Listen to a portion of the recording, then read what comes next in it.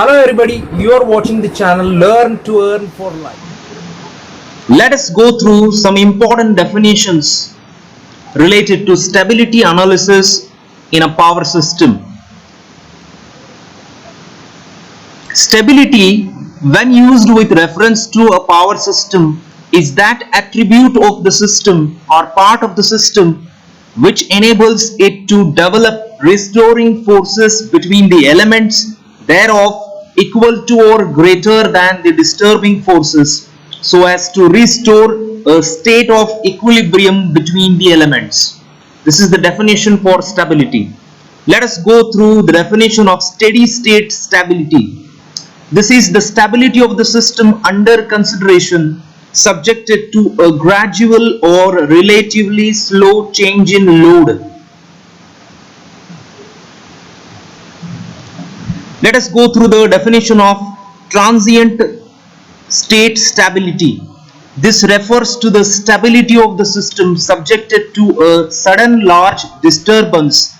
The large disturbance may be brought about by a sudden large change in load, faults in system, or loss of generation in the system. Let us see the definition for dynamic stability. This denotes the artificial stability given to a system by the action of automatic control device like fast acting voltage regulators and governors.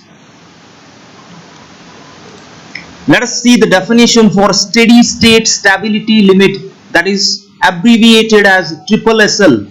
This refers to the maximum flow of power possible through a particular point in the system without loss of stability when the power is increased gradually. Next is transient state stability. Transient state stability. This refers to the maximum flow of power possible through a particular point in the system without loss of stability when a sudden disturbance occurs. Let us see the definition for infinite bus. A system having a constant voltage and a constant frequency regardless of the load on it is called an infinite bus bar system or an infinite bus. Physically, it is impossible to have an infinite bus bar system. This is just considered for the purpose of analysis.